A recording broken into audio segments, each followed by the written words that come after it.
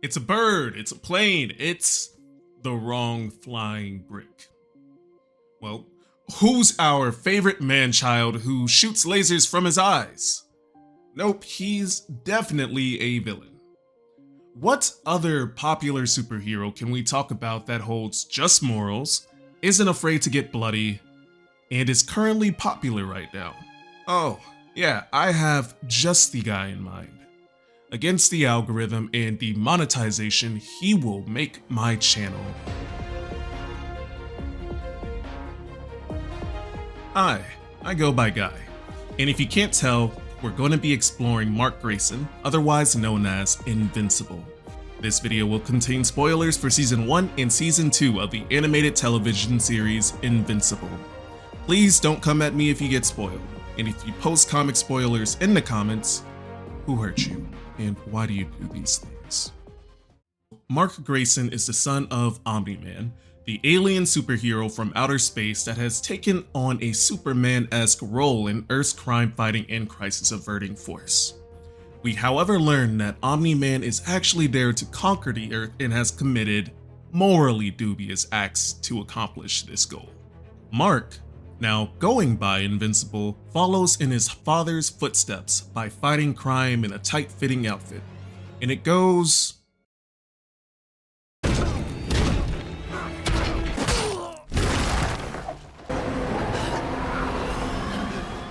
probably not as he expected.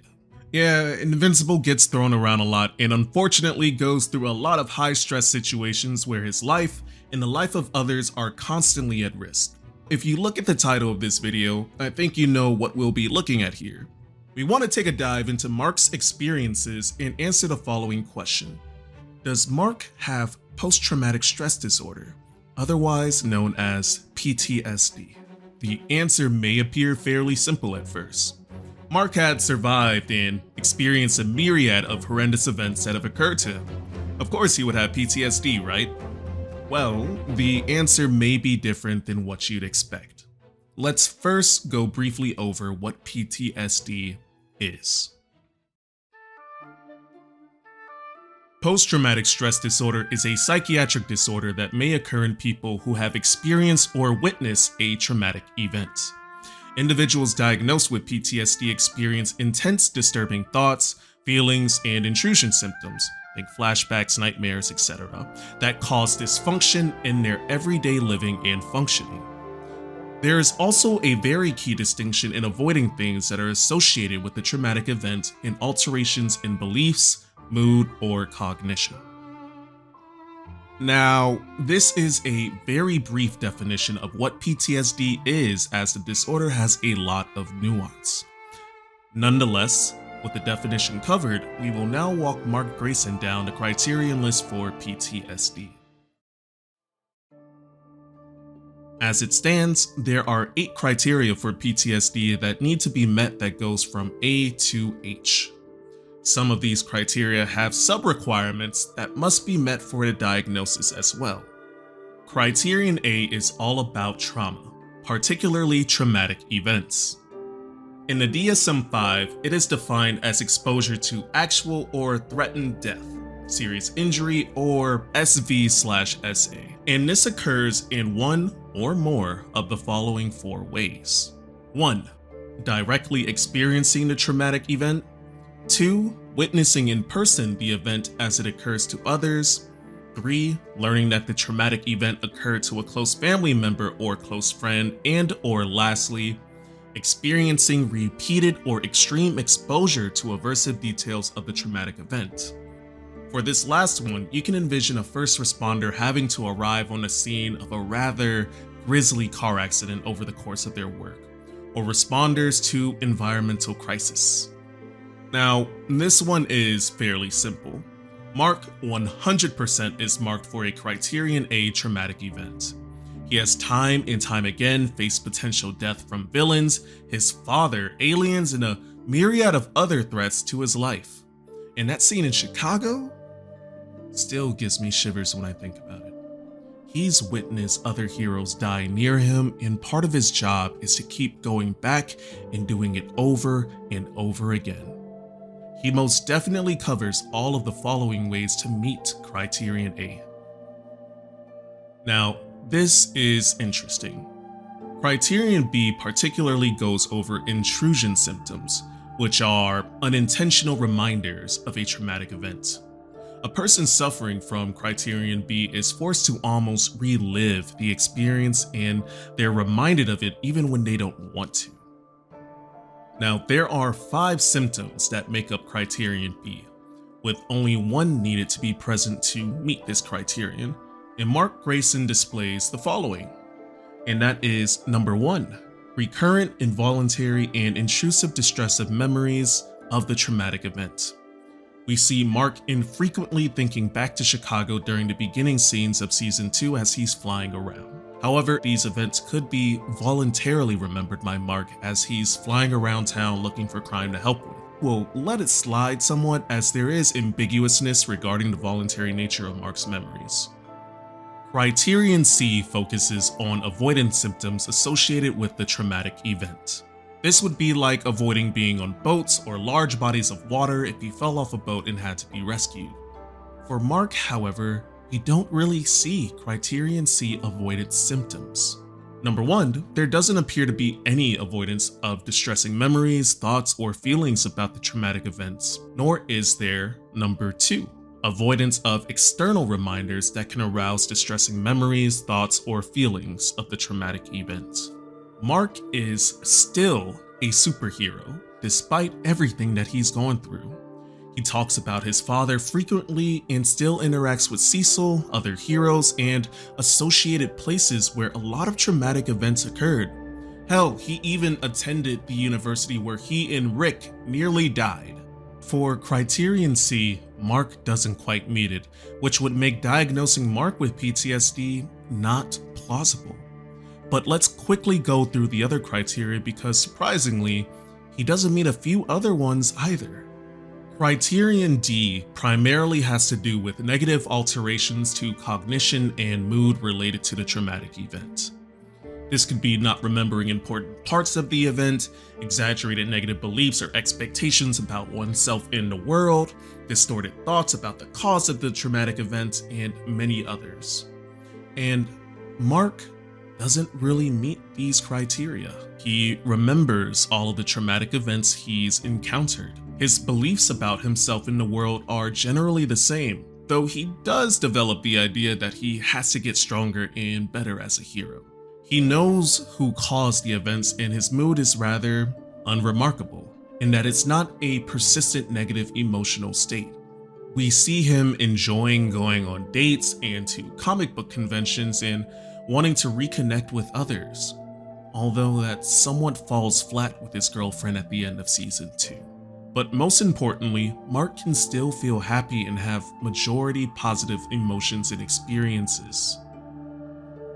Criterion E is related to arousal and reactivity to traumatic events. Pretty much how you react to the traumatic event.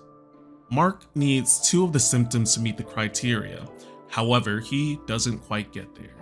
He most definitely engages in reckless or self-destructive behavior, particularly when he wants to immediately go back on the job after recovering from his encounter with his father. However, he isn't irritable or angry while unprovoked.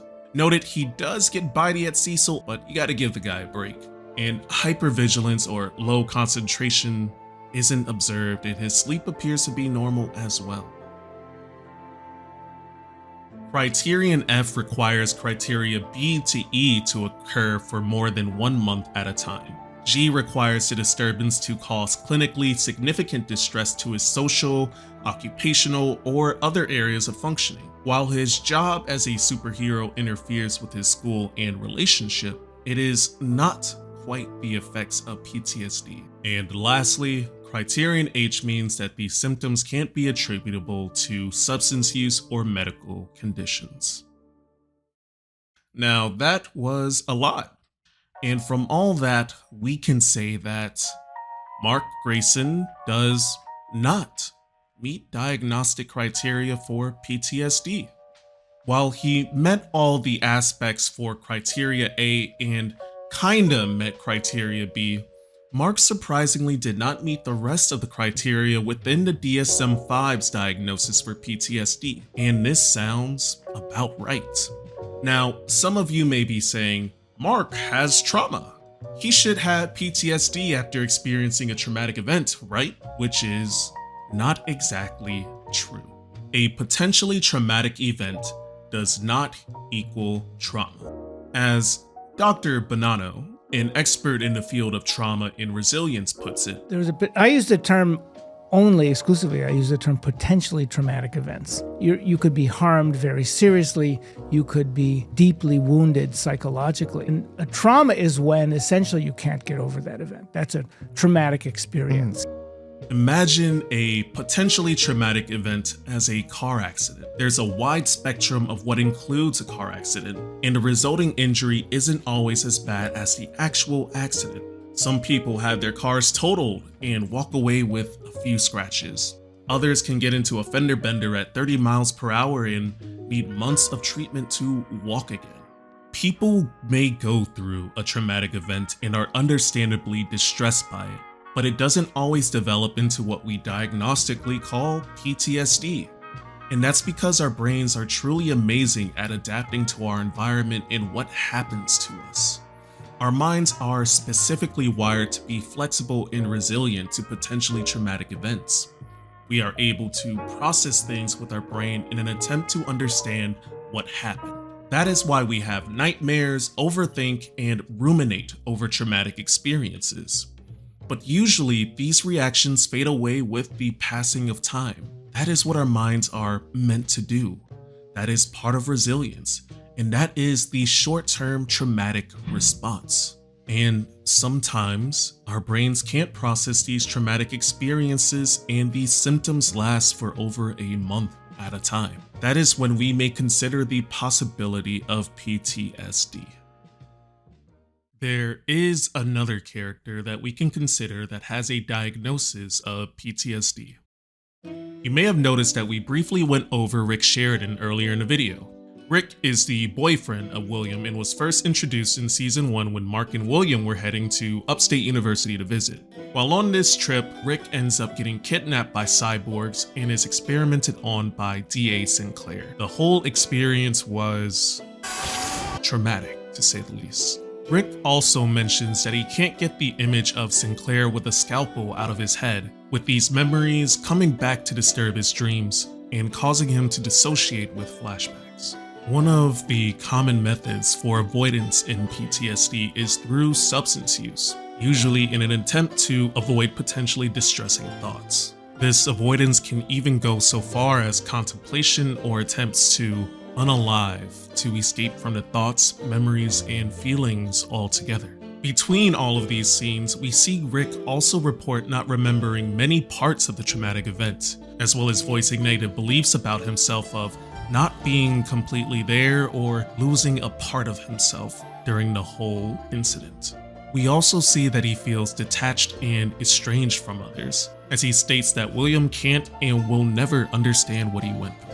This has been going on for months, with the distress Rick is experiencing being clearly visible on his face. And I think this is a fairly accurate portrayal of PTSD. During my training experience at the VA, I've worked with veterans who have portrayed similar symptoms, feelings, and affect as Rick has. And while therapy can be effective, and as Rick's therapist said, it takes time, I very much approve of the, albeit high-stakes portrayal of how peer support can be a helpful accessory to PTSD treatment. There are quite a few qualitative studies that support this idea as well, and I'll provide a link to some of these in the description. Between a majority of these studies, one of the most commonly reported features of peer support that resulted in positive outcomes was the aspect of social support. The understanding that comes from being around people who have undergone a similar event that you've gone through is healing. And Donald, who was in a similar position to Rick, was able to share this understanding and help talk him from the ledge. Now, I feel that I am drifting too far away from our Viltrumite subject, so I will stop the topic on this note. Not every potentially traumatizing event leads to trauma. And not every trauma leads to PTSD. But most importantly, when people do have PTSD, it doesn't make them any more or less of a person. They are still human, and they should be respected like anyone else. Now, whether this is a mix of Mark's human and Viltrumite DNA that results in high resilience to violent traumatic events, I mean, it makes sense given what they do for, work. Mark is able to continue his job as a superhero, even though these events happen to him. This is rather courageous and speaks much to his character and incredible resilience. And while his body definitely isn't, Mark's will is absolutely invincible. This isn't some video glorifying the miraculous effects of resilience in the face of trauma, because there are a myriad of different things that contribute to Mark's presentation and diagnosis of PTSD. Mark has many protective factors. He has a loving and supportive friend group that he can rely on. He has a mother who comforted him at his lowest points. He's socially and physically active, and for all we know, if he were to lose even a single one of these protective factors, he may meet diagnostic criteria. Or hey, maybe the weight of everything hasn't set in on him yet, and we're in for some character development in the next few seasons. All this to say, if someone were to get diagnosed with PTSD, it's not because they simply weren't trying hard enough. It has a variety of protective and risk factors that attribute to a person's outcomes. So continue to be supportive and understanding of the people around you. You may be helping them more than you realize. Thanks for watching my video. I hope you found it both entertaining and educational. I loved this last season of Invincible, especially that part where they're at the comic book convention and they were making a meta joke on taking shortcuts in animation while showcasing those same shortcuts. It was really funny to notice. But tell me what you think about this diagnosis. If you agree, hit that like button to make this video invincible to the algorithm. Did you find parts where I was incorrect or you disagreed? Let me know in the comments and I'll address them as well. And leave a suggestion related to something that you would like to see that's psychology focused. It may end up as a video one day. But once again, I'm Guy, and I'll talk to you in the next one.